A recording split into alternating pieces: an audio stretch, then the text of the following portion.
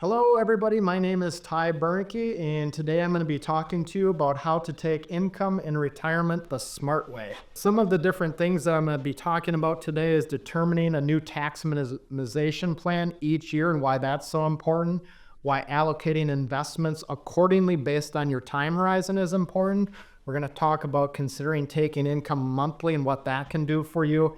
Make sure that you account for paying your taxes. And then I'm also going to be talking about enjoying your money while you can and what that means. If you've heard me talk in the past, you've definitely heard me talk about the different buckets that investments can fit into. And so I always like to look at each investor and we try to look at the investments that they have and classify them into one of these three buckets. There's the tax deferred bucket, which means money goes in on a pre-tax or a tax deductible basis. It grows tax deferred, but when you take money out of this bucket, it's generally 100% of it is subject to ordinary income tax. And when you contrast that to a tax-free bucket, which could include things like Roth IRAs, Roth 401ks, Roth 403b plans, Roth 457b plans, you don't get any tax deductions when you put money into this bucket. However, your money can grow income tax-free and you're not forced to take anything out of that bucket during your lifetime. And so there's can be advantages on each of the buckets depending on your unique circumstances.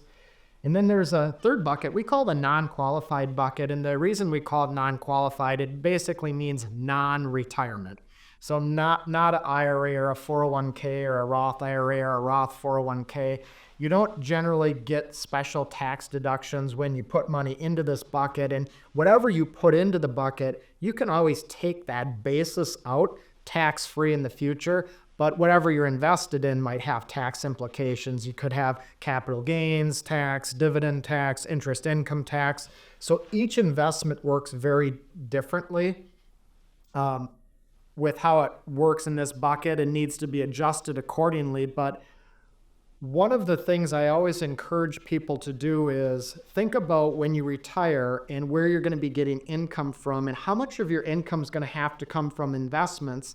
And early on in retirement, your needs will probably be very different than later on in retirement. And thinking about where you're going to get your income from in each of these buckets can help you determine how to allocate your assets in the different buckets. A lot of times it can make sense to take a larger amount of income out of the tax deferred bucket early on in retirement. And there's a variety of different strategies on how to do that. But many times it makes sense to take money out of multiple buckets in 1 year to potentially keep you from going into a higher than necessary tax bracket. So every year I encourage people to look at that year's unique circumstances, that year's tax laws, and determine what the income plan is going to be at the beginning of the year based on what we know your needs will be for that year.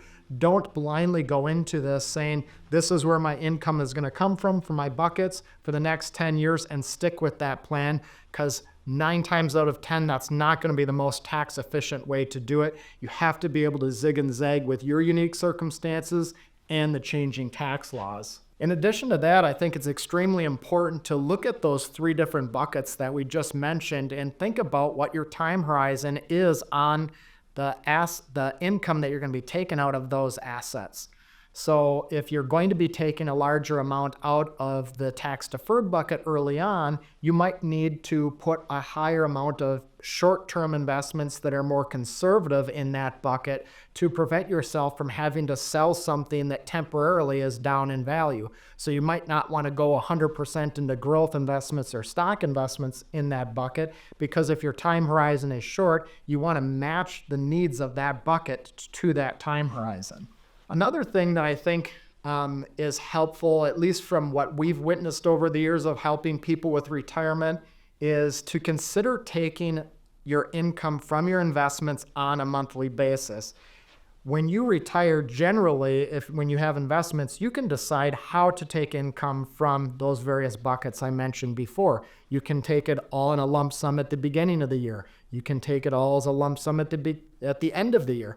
You can take the income from that bucket monthly too. And the reason that I like and encourage people to take income from their investments monthly is because it kind of has a forced built-in budget. I think as we're in our working years, we get accustomed to having a budget based on the frequency of when we're getting paid. And I think by chopping it into bite-sized pieces as opposed to just putting a big chunk of money in your bank account or your checking account at the beginning of the year has several benefits from a psychological perspective.